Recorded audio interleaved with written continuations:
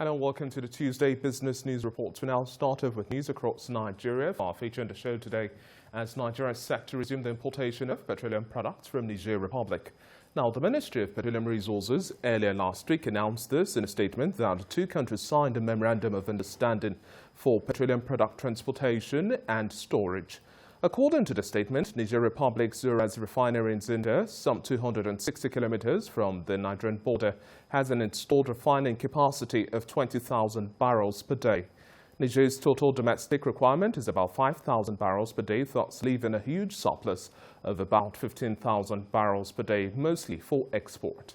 The ministry also says that the MOU was signed by the Group Managing Director, NNPC Melekari, as well as the Director General of SONIDEP, that's Aliu Tuene, under the supervision of the two countries' Ministries of State for Petroleum Resources, as Timipre Silva as well as Fumakoye Gado, respectively, with the Secretary General of the African Petroleum Producers Organization, Dr. Umar Ibrahim, as well in attendance.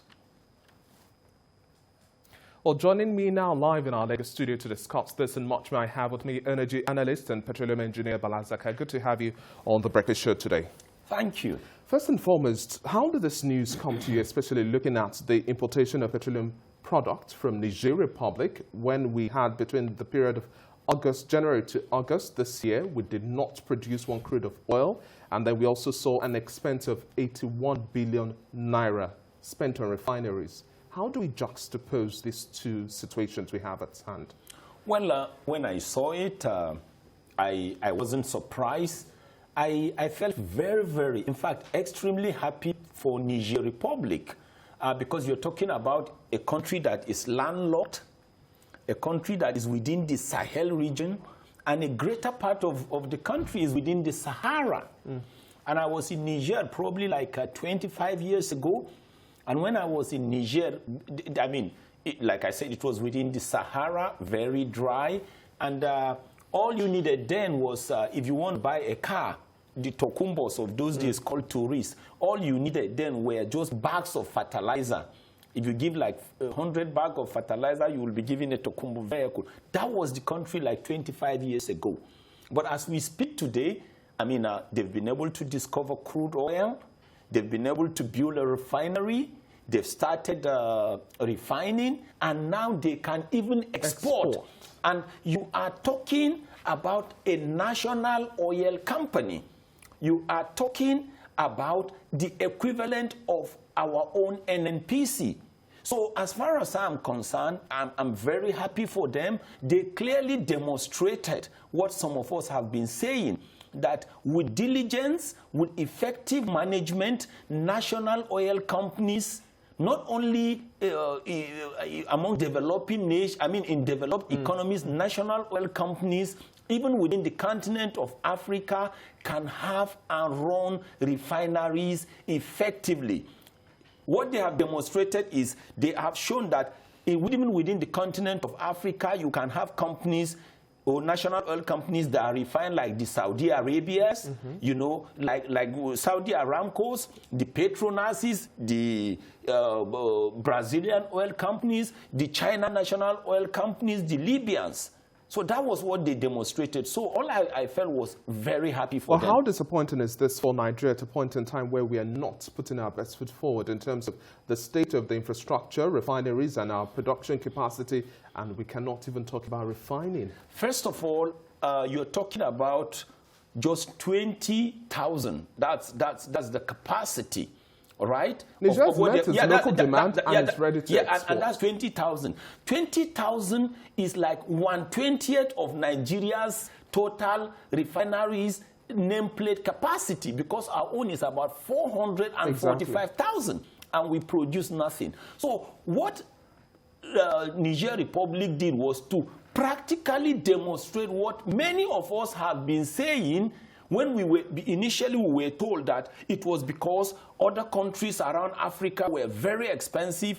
That was why we didn't want to subsidize. We were also made to understand that it was because there was smuggling to other countries. That was why we wanted to deregulate. What they have clearly demonstrated is that most of those informations that probably advisors to our leaders or technocrats that were advising our leaders were advising them on were wrong.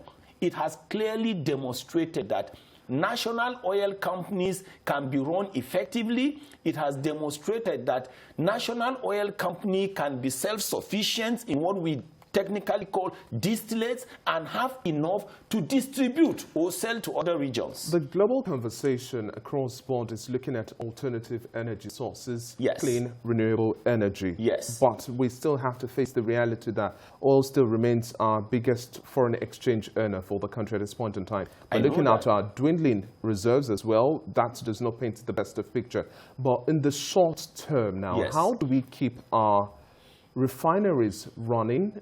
And then how do we now address the conversation of refining so that we don't have to import largely self-sufficient, self-dependent, irrespective of whatever shocks are going on the international market? You look at the oil benchmark as well.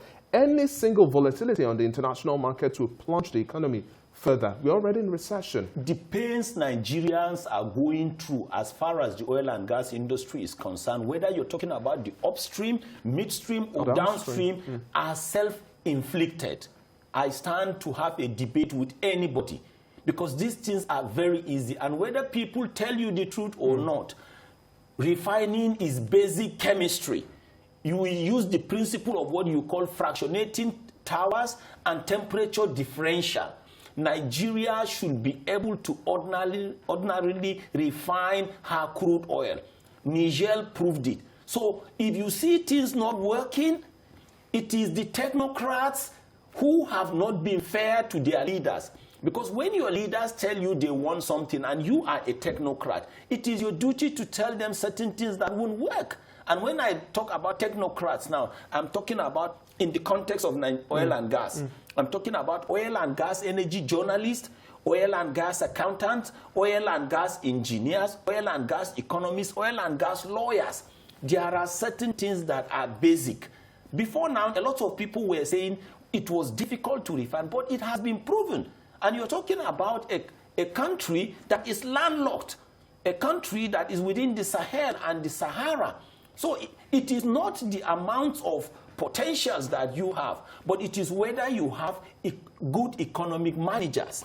Talking about good economic managers as well, we've also seen the NNPC also come out with its report saying that we've discovered commercial quantity in terms of volume of crude within the Benue Trough, and then the forecast is to have at least 40 billion barrels reserve in Nigeria. Now, how does this also come to you once again? The fixation on oil is still there, yes, but we don't necessarily seem to have a blueprint. Look at other oil-producing communities. The story is horrible at this point in time. Do you think this is the same thing that would happen? No, in the case of Nigeria, it is lack of effective planning and refusal by leaders to effectively manage their human and material assets.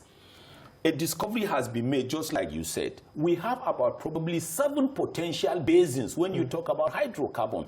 The first one is the prolific Niger Delta Basin that we all know in the south-south parts of Nigeria. Then we have what we call the Dahomey Basin, covering like Lagos axis. Oil has been discovered in the Dahomey Basin. Hydrocarbon has been discovered in the Anambra Basin. Now we have discovered hydrocarbon in the Benue Trough.